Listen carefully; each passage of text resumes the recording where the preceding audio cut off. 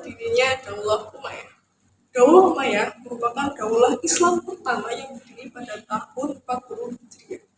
Nah, daulah ini diambil dari nama Umayyah bin Abdul Syams bin Abdul Manaf yang merupakan kakek buyut dari Muawiyah pertama atau Muawiyah bin Abu Sufyan. Nah, sejak berakhirnya kepemimpinan Ali bin Abi Thalib yang pada masa itu gubernur Syams, yaitu Muawiyah, ingin menjadi gubernur di Damaskus. Dan estafet kepemimpinannya pun berakhir menjadi khalifah oleh Hasan bin Ali. Sejarah berdirinya Daulah Umayyah ini kita bagi menjadi 3 bagian. Yang pertama adalah Perang Siffin.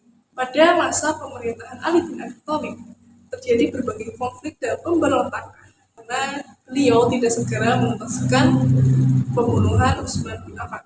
Maka pada masa itu terjadilah yang namanya Perang Jamal.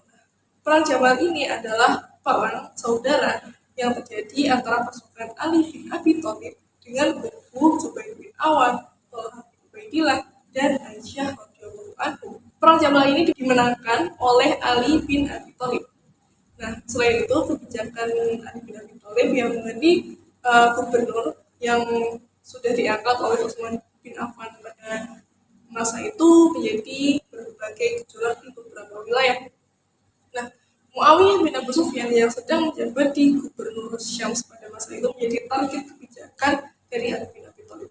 Ia tidak mau mengganti jabatannya sebagai gubernur di Syams sebelum Ali bin Abi Thalib menuntaskan pembunuhan Utsman bin Affan.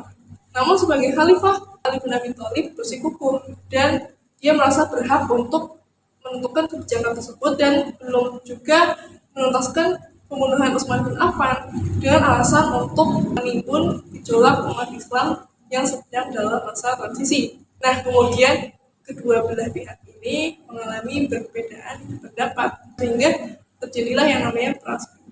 Perang Siffin ini terjadi antara Ali bin Abi Thalib dengan Muawiyah. Nah, pada saat pasukan Ali bin Abi Thalib yang dipimpin oleh Aisar menunjukkan tanda-tanda kemenangan, maka beberapa pasukan dari Muawiyah pun mengangkat mushaf Al-Quran sebagai tanda perdamaian. Yang kedua, yaitu tahkim. Setelah melakukan berbagai pertimbangan, pasukan Ali bin Abi Thalib pun memutuskan untuk melakukan perdamaian dengan berbagai pertimbangan, salah satunya agar tidak terjadi korban jiwa maupun pertumpahan darah. Akhirnya, mereka pun sepakat untuk melakukan perjanjian tahkim, di mana di sini mereka sepakat untuk memutuskan segala keputusan kepada kitabullah dan melakukan gencatan senjata. Akhirnya, dari pihak Ali bin Abi Thalib diutuslah Abu Musa al-Asy'ari dan dari pihak Muawiyah diutuslah Amr bin Ash sebagai salah satu untuk melakukan perundingan tersebut. Pada akhirnya, mereka melakukan sebuah perundingan di Daumatul Jandal, tepatnya di Azrub. Setiap pasukan mengirimkan 400 orang untuk melakukan perundingan yang dimana perundingan tersebut dilakukan secara bergiliran. Nah, jadi Abu Musa al-Asy'ari dan Amr bin Ash menyampaikan pidato mereka satu persatu. Dan pada akhirnya, dari keputusan tersebut, kedua pihak tidak merasakan kepuasan. Terlebih lagi di pihak Ali. Walaupun Muawiyah tidak mendapatkan dukungan dari kubu Ali, tapi setidaknya dia sudah mendapatkan pernyataan bahwa Ali tidak lagi menjadi khalifah pada masa itu. Dan keputusan pun diberikan kepada para kaum muslimin untuk memilih siapa yang akan menjadi khalifah selanjutnya. Muawiyah ini sendiri memiliki banyak pasukan sehingga keinginannya untuk menjadi khalifah pun semakin besar. Dari perjanjian tersebut, Muawiyah memiliki posisi yang sangat kuat sehingga para penduduk Syams pun membaiatnya sebagai khalifah pada masa itu. Dan Muawiyah pun mencari berbagai dukungan dari Mesir dan memberangkatkan berbagai pasukannya ke wilayah-wilayah kekuasaan Ali bin Abi Thalib. Tentunya dari hal tersebut mengecewakan beberapa pihak dari Ali. Akhirnya umat Islam pun terbagi menjadi 3 golongan. Yang pertama adalah golongan Syiah, yaitu golongan yang tetap setia pada Ali bin Abi Thalib. Yang kedua yaitu golongan Khawarij, yaitu golongan yang keluar dari golongan Ali. Dan yang ketiga adalah golongan Muawiyah. Yang ketiga adalah Amul Jamaah. Nah, setelah meninggalnya Ali bin Abi Thalib, Kekuasaan tidak langsung begitu saja diberikan kepada Muawiyah bin Abu Sufyan. Hasan bin Ali lah yang menggantikan Ali bin Abi Thalib sebagai khalifah atas permintaan penduduk Irak. Awalnya Hasan bin Ali tidak menginginkan jabatan tersebut, namun pada akhirnya dia pun menjadi khalifah. Pada saat dia menjadi khalifah, itu tidak berlangsung dengan lama, dia hanya menjadi khalifah selama beberapa bulan. Nah, pada saat itu dia memiliki pandangan yang tepat terkait orang-orang di sekitarnya, yaitu tentang bala tentara yang tidak dapat dipercayainya mengenai watak dan sikapnya. Pada masa itu terjadi perebutan kekuasaan di mana-mana. Di sisi lain, Hasan bin Ali tidak menyukai perpecahan saudara dan dia lebih menyukai perdamaian.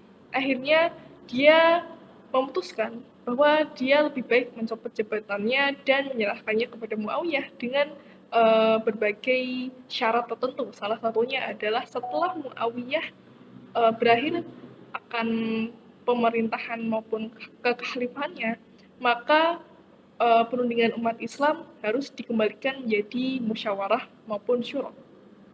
Nah, selain itu, Hasan bin Ali juga menyerahkan kota Kufah kepada Muawiyah pada akhir Rabiul Awal pada tahun 41 Hijriah. Akhirnya pada saat itu Muawiyah pun dibaiat menjadi khalifah dan pada tahun tersebut orang-orang menyebutnya dengan Amul Jamaah atau tahun persatuan. Nah, disinilah Daulah Umayyah pun mulai didirikan.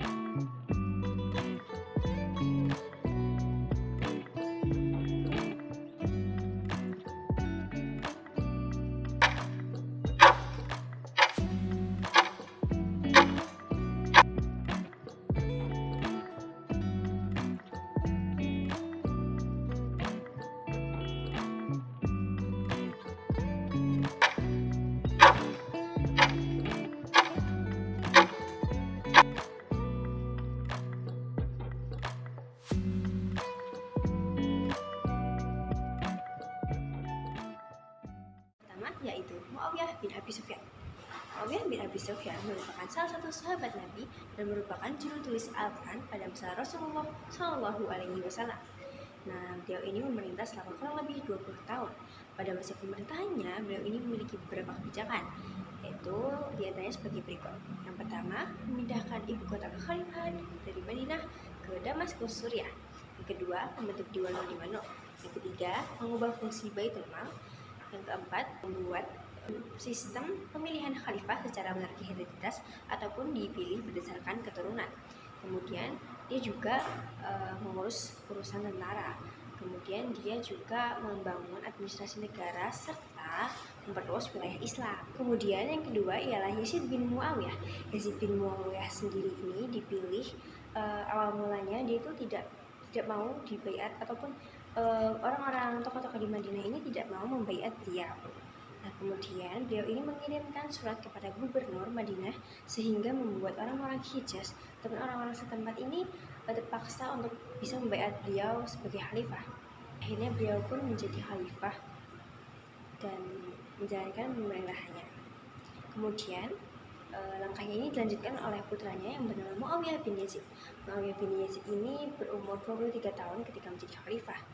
Beliau ini orang yang salih namun tidak cakap dalam memerintah ataupun dalam pemerintahan. Nah, beliau ini meninggal setelah 3 bulan menjadi khalifah. Sepeninggal Muawiyah bin Yazid, kepemimpinan masa Umayyah dipimpin oleh Marwan bin Hakam atau Marwan pertama. Nah, beliau ini merupakan kepala lembaga sekretariat pada masa Khalifah Utsman bin Affan dan merupakan gubernur Madinah ketika masa Muawiyah. Beliau ini menjalankan pemerintahan selama 9 bulan 18 hari. Dalam masa pemerintahannya, beliau ini menghentikan atau memberantas beberapa gerakan-gerakan yang merusak stabilitas negara. Kemudian ini juga mengangkat putranya yaitu Abdul Aziz sebagai gubernur di Syam serta membalikannya kedudukan orang suku-suku Jazirah Arab kepada di masa kekuasaannya. Dan juga dia ini memberantas ataupun menghentikan gerakan-gerakan Khawarij dan juga Syiah. Khalifah yang selanjutnya ialah Abdul Malik bin Marwan ataupun putra dari Marwan bin Hakam. Nah, Abdul Malik sendiri ini menjabat selama 21 tahun. Nah, dalam masa pemerintahannya, beliau ini memiliki beberapa kebijakan, diantaranya yaitu membangun balai kesehatan, kemudian dia ini juga mencetak uang dinar dan juga mengubah bahasa Arab menjadi bahasa resmi ataupun nasional, dan juga mengarabisasi ataupun menerjemahkan arsip-arsip negara dari bahasa Persia dan juga Yunani ke bahasa Arab. Dan beliau ini juga membentuk mahkamah tinggi dan juga membangun beberapa bangunan seperti Masjid Qubatus Sakhroh dan juga masjid-masjid lainnya. Kemudian ada Al-Walid bin Abdul Malik ataupun Walid pertama. Beliau ini merupakan putra dari Abdul Malik bin Marwan. Nah, beliau ini semasa masa pemerintahannya itu lebih banyak memfokuskan pada perluasan wilayah. Nah, diantaranya kebijakan-kebijakan yang beliau lakukan ialah yang pertama, penaklukan negeri Sind, penaklukan wilayah Khaskeh, penaklukan Andalusia, dan juga membangun Pati Jombo, madrasah-madrasah, rumah sakit, kemudian ada gedung pemerintahan, dan juga beliau ini merenovasi makam Rasulullah, dan juga merenovasi masjid-masjid yang telah ada seperti Masjid Umawi, Masjid Nabawi, dan kemudian juga membangun masjid-masjid di Damaskus dan juga Madinah. Kemudian selanjutnya yaitu yang ketujuh ialah Sulaiman bin Abdul Malik yang merupakan saudara dari Walid bin Abdul Malik. Nah, Sulaiman ini memerintah penuh dengan kebaikan. Beliau ini mengembalikan asas-asas Islam kepada pemerintahannya, menegakkan salat tepat waktu, menegakkan unsur-unsur Islami, seperti itu. Dan kemudian beliau ini menunjuk Umar bin Abdul Aziz sebagai khalifah selanjutnya. Nah, khalifah yang ke-8 yaitu Umar bin Abdul Aziz. Umar bin Abdul Aziz ini merupakan cicit dari Khalifah Umar bin Khattab. Nah, beliau ini memerintah selama kurang lebih 2 tahun 5 bulan. Pada masa pemerintahannya ini, beliau ini memiliki kebijakan diantaranya sebagai berikut. Yang pertama, beliau ini menetapkan aturan dengan syariat Islam. Yang kedua, beliau ini mengajak kembali ataupun menghidupkan kembali ajaran Al-Quran dan Sunnah. Kemudian beliau ini juga mengusahakan pembukuan hadis ataupun pengumpulan hadis. Kemudian beliau ini juga memindahkan sekolah kedokteran yang berada di Mesir ke Turki. Beliau ini juga mengirimkan delegasi untuk mengawasi gubernur dalam kinerjanya dan juga mengganti kedudukan gubernur yang tidak taat agama. Beliau juga memajukan pertanian dengan buat irigasi dan juga sumur serta memajukan ekonomi. Selanjutnya yaitu Yazid bin Abdul Malik. Nah, Yazid bin Abdul Malik ini tuh menjadi khalifah ketika usianya 36 tahun. Pada masa kekhalifahannya, Bani Abbasiyah ataupun keturunan Bani Abbasiyah ini tuh melancarkan propaganda secara aktif yang membuat konflik di berbagai daerah. Di antaranya yaitu konflik antar suku dan juga antar ras. Ketika masa pemerintahannya ini memiliki beberapa jasa ataupun kebijakan. Yang pertama yaitu penaklukan atau perluasan wilayah Islam hingga ke Armenia, dan juga Sisilia, dan juga menumpas pemberontakan yang dipelopori oleh Yazid bin Muhalla. Yang ke-10 yaitu Hisham bin Abdul Malik. Hisham bin Abdul Malik ini terkenal akan kebersihan kepribadiannya, pemurah, gemar pada keindahan, berakhlak mulia, adil, teliti dalam strategi keuangan, negarawan yang ahli dalam strategi militer. Tapi pada masa pemerintahannya ini, Daulah Umayyah mengalami kemunduran dikarenakan banyak sekali gerakan-gerakan yang melawan pemerintah. Pemerintahan Hisham yang lunak dan jujur memberikan berbagai sumbangan untuk memulihkan keamanan dan kemakmuran pada pemerintahannya. Namun, tetap saja dengan kebijakan itu, dia tetap tidak bisa menutupi kesalahan-kesalahan para pendahulunya, dikarenakan oposisi yang terlalu kuat, dan para khalifah tidak dapat membantahkannya. Salah satu gerakan yang paling kuat yaitu dari kalangan Bani Hashim serta pendukungnya dari kaum Malawi. Meskipun demikian, pada masa pemerintahan Hisham, kebudayaan dan kesastraan Arab beserta lalu lintas perdagangan mengalami kemajuan. 2 tahun setelah menaklukkan Pulau Sisili, beliau wafat pada usia 55 tahun.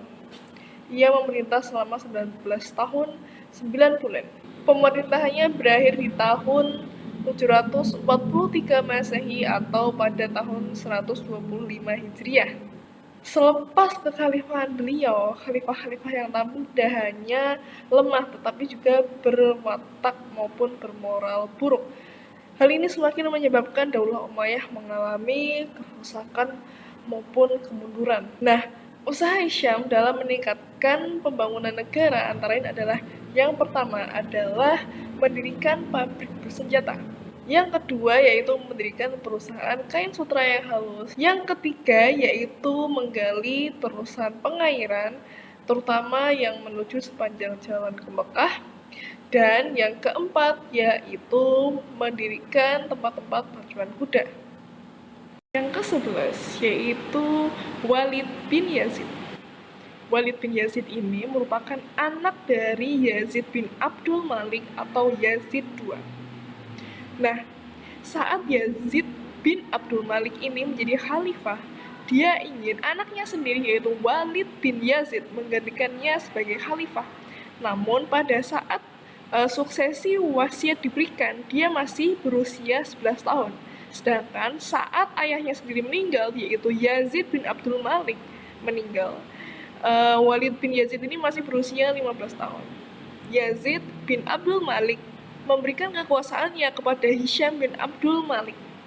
Lalu setelah Hisham bin Abdul Malik memimpin kurang lebih selama 19 tahun, akhirnya kekuasaan pun dialihkan ke keponakannya sendiri, yaitu Walid bin Yazid. Dia dibaiat pada tahun 125 Hijriah. Namun sayangnya, pada saat pemerintahannya inilah Daulah Umayyah mulai mengalami kehancuran.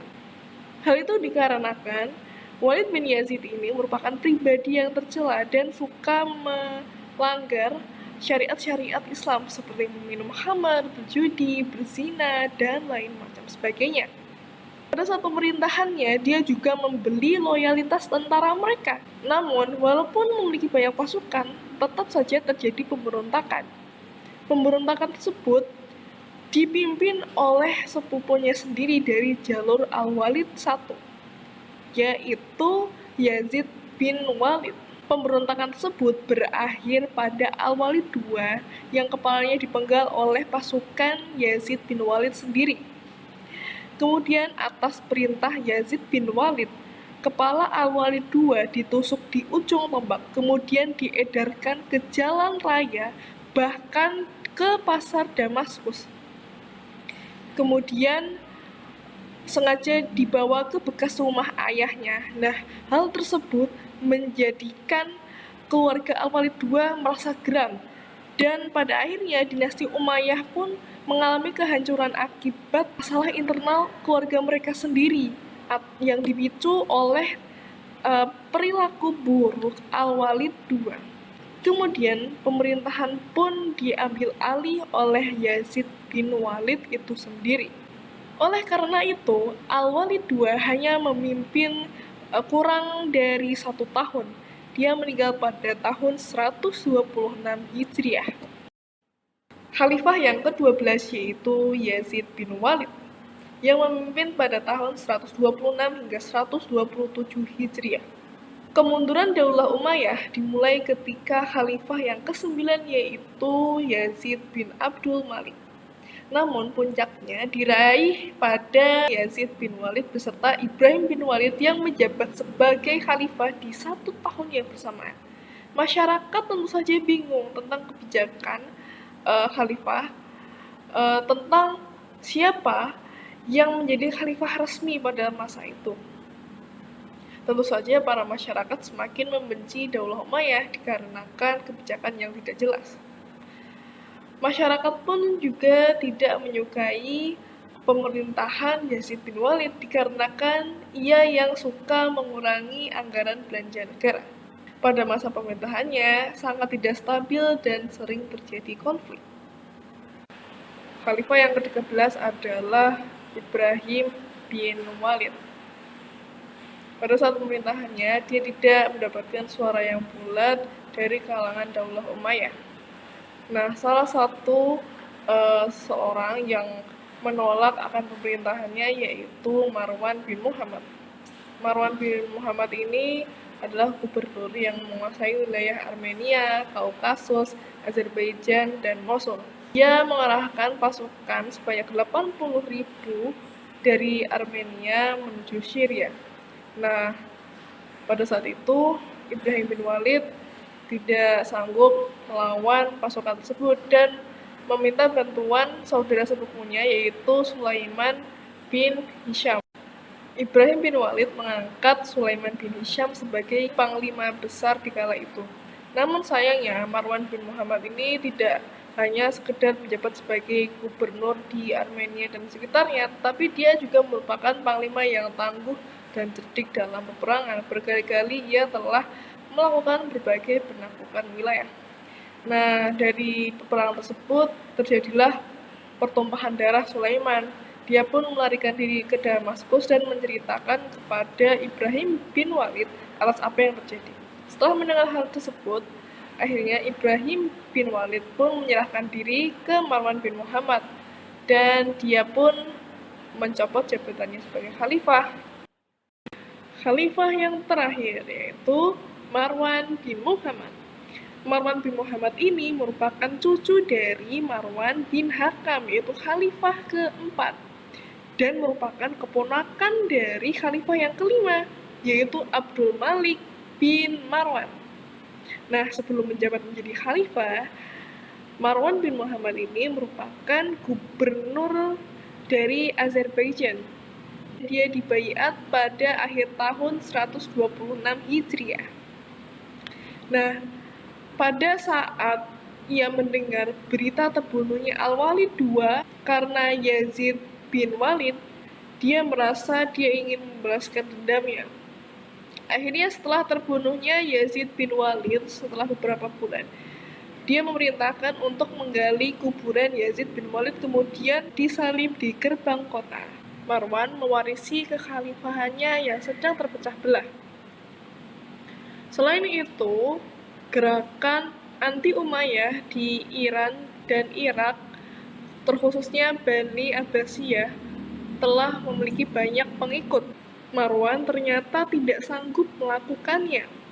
Walaupun pada awalnya dia memperoleh kemenangan, namun dia telah dikalahkan secara meyakinkan oleh Abul Abbas Ash-Shafah dalam pertempuran di bantaran sungai Zab.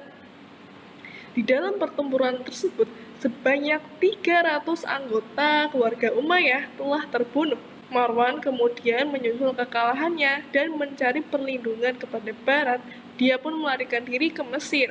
Namun, dia tertangkap saat menyusuri sungai Nil dan kemudian tewas di tangan Shalih bin Ali yang merupakan orang yang diberi penyerahan tugas oleh Abdullah bin Ali yang juga merupakan orang yang diutus untuk membunuh Marwan oleh Abul Abbas As-Shafah. Marwan bin Muhammad pun tewas di Busaid, tepatnya di daerah Al-Fayun di Mesir pada tanggal 27 Zulhijjah pada tahun 132 Hijriah. Kematiannya menandakan pemerintahan Bani Umayyah di bagian timur tuntas. Kemudian Bani Abbasiyah pun segera melakukan pembunuhan massal kepada Bani Umayyah. Akhirnya semenjak saat itu Daulah Umayyah pun berakhir. Mayoritas dari keluarga Bani Umayyah meninggal kecuali Abdurrahman bin Muawiyah yang melarikan diri menuju Spanyol dan mendirikan pemerintahan Islam di Andalus.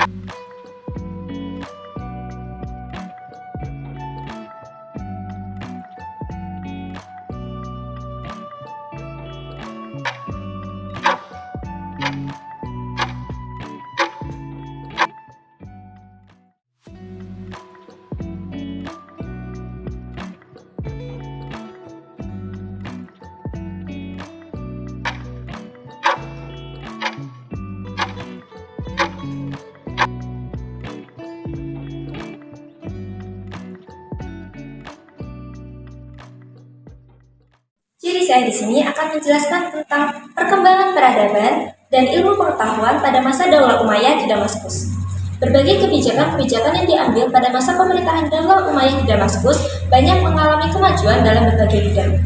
Kebijakan-kebijakan yang diambil pada masa itu adalah yang pertama, mulai dikembangkannya ilmu-ilmu agama dalam terjemahan dan berbagai karya lainnya. Yang kedua, menetapkan bahasa Arab sebagai bahasa umat.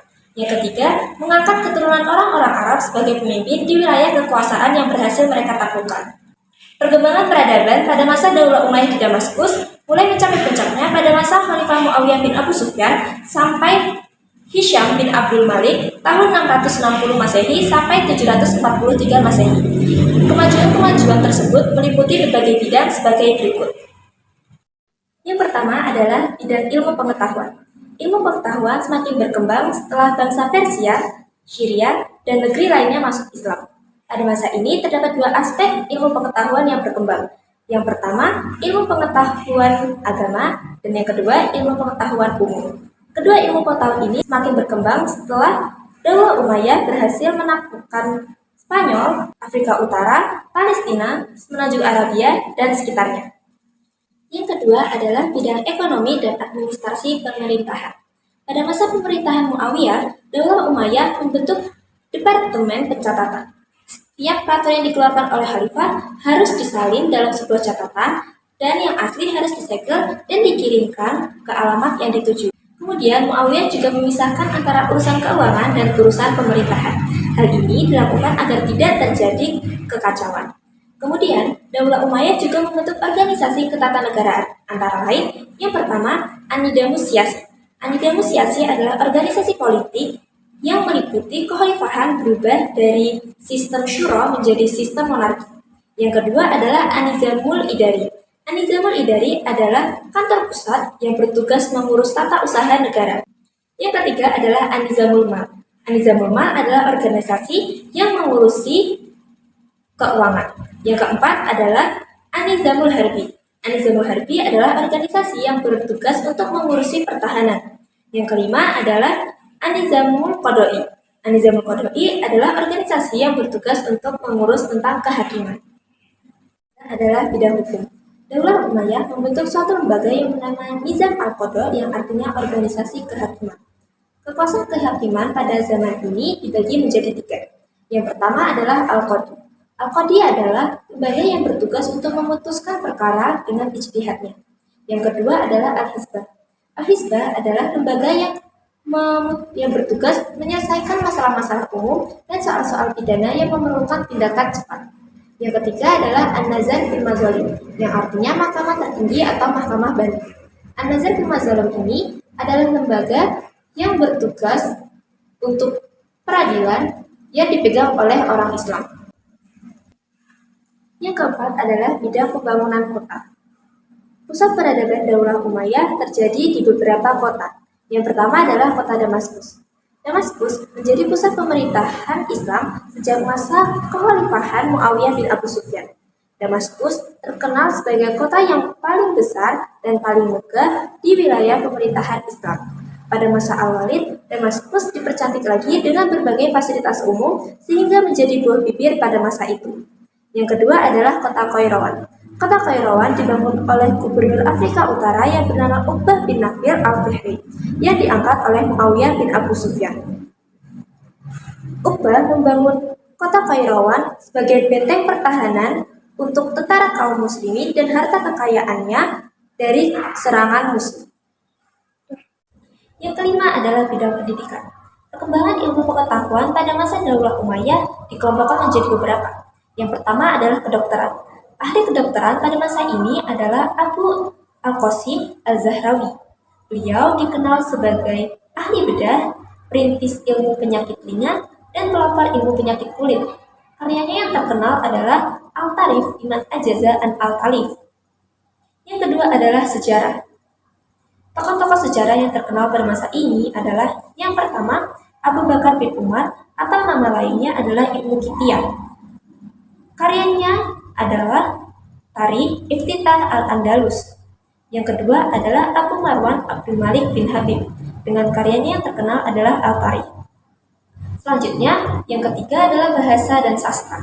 Tokoh-tokoh yang terkenal pada masa ini adalah yang pertama Abu Amir Abdullah dengan karyanya yang berbentuk prosa yang berjudul Al-Risalah Al-Arabi wa Al-Zawawi.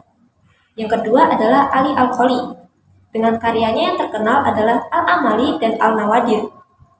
Kemudian yang ketiga adalah Abu Amr bin Muhammad dengan karyanya yang terkenal adalah Al-Aqad Al-Farid. Kemudian selanjutnya yang keempat adalah kimia. Ahli kimia yang terkenal pada masa ini adalah Abu Al-Qasim Abbas bin Famas. Beliau mengembangkan ilmu kimia murni dan ilmu kimia terapan yang merupakan dasar ilmu farmasi. Yang kelima adalah ilmu-ilmu nakli.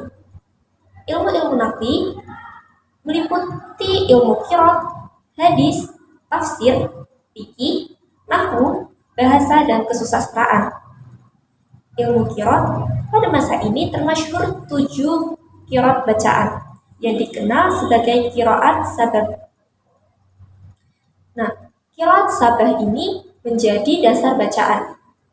Kemudian, ahli ilmu tafsir pada masa ini bernama Ibnu Abbas dan ahli ilmu hadis pada masa ini bernama Muhammad Syihab Az-Zuhri dan Hasan Basri. Dan kemudian ilmu nahwu pada masa ini yang merupakan pencetus buku nahwu pertama yang bernama Abu Aswad Ad-Du'ali.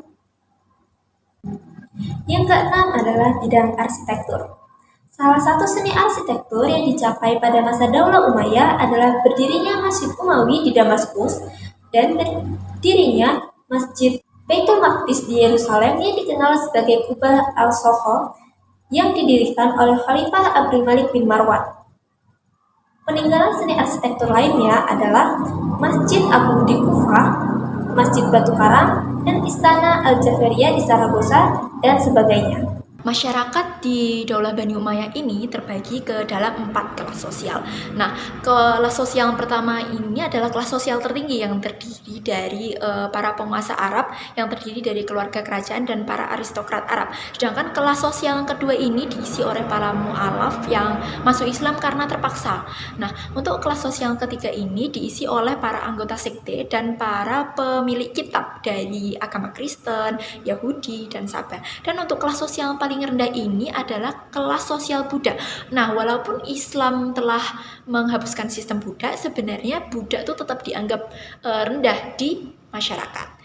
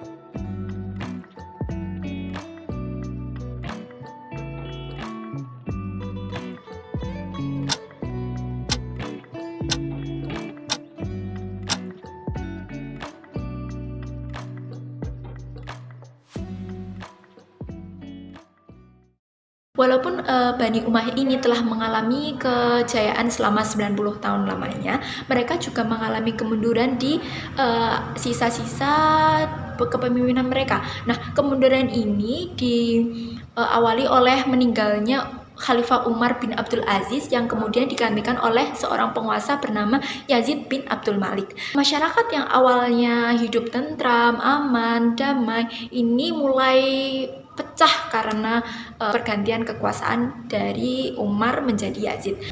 Selain karena pergantian kekuasaan, faktor-faktor kemunduran Daulah Bani Umayyah itu yang pertama ada ketidakpuasan pemeluk Islam non-Arab atau mereka menyebut diri mereka sebagai kaum Mawali. Nah, kaum Mawali ini menganggap bahwa mereka tuh tidak mendapatkan hak yang sama dalam hal tunjangan dan hal-hal lainnya yang awalnya itu dijanjikan oleh para penguasa Arab. Nah, untuk alasan yang kedua ini karena pergantian kekuasaan dari garis keturunan. Nah, sebenarnya pergantian kekuasaan dari garis keturunan ini dianggap tidak efisien karena menyebabkan para keluarga kerajaan ini mulai berlomba-lomba untuk menjadi penguasa. Sedangkan faktor yang ketiga ini karena persaingan kelompok antara suku Arab Mudariyah atau Bani Qais yang berada di utara dengan suku Arab Himariyah atau Bani Qaub yang berada di selatan. Nah, penguasa Bani Umayyah ini sendiri cenderung memihak salah satu dari kedua etnis tersebut dan membuat persaingan di antara keduanya itu menjadi memanas. Sedangkan untuk faktor yang keempat ini karena adanya persaingan antar golongan, contohnya seperti kaum Syiah dan Khawarij yang mulai menjadi oposisi yang nantinya tuh akan mengancam kepemerintahan Daulah Bani Umayyah. Nah, untuk faktor yang kelima ini adanya lemahnya kekuasaan Daulah Bani Umayyah karena para penguasanya itu cenderung hidup dalam kemewahan, kemegahan, dan lupa pada rakyat sendiri. Nah, ini tuh membawa beban bagi anak cucu mereka yang nantinya akan mewarisi kekuasaan mereka. Nah, mereka tuh tidak sanggup memikul beban yang diwariskan oleh para penguasa tersebut. Nah, yang terakhir ini adalah faktor penting dari kemunduran Daulah Bani Umayyah, yaitu meningkatnya kekuatan Abbasiyah dari Bani Hashim. Nah, Bani Hashim ini sendiri telah mendapatkan dorongan penuh, support penuh dari Bani Hashim golongan Syiah dan kaum Mawali yang merasa diduakan. Kemunduran ini diawali karena kekuasaan Yazid bin Abdul Aziz. Masyarakat yang tidak puas dengan kekuasaan Yazid bin Abdul Aziz ini mulai menyebabkan perpecahan dan kekuasaan Daulah Bani Umayyah ini terpecah menjadi dua wilayah. Yang pertama itu ada dipimpin oleh Khalifah Marwan bin Muhammad yang berada di wilayah semenanjung Tanah Arab, dan yang wilayah kedua itu dipimpin oleh Yazid bin Abdul Malik yang berada di wilayah Wasit. Nah, di antara kedua wilayah ini sendiri, semenanjung Tanah Arab nih lebih unggul ketimbang di wilayah Wasit. Nah, karena hal itu Abbasiyah tuh lebih memfokuskan untuk menumbangkan wilayah semenanjung Tanah Arab.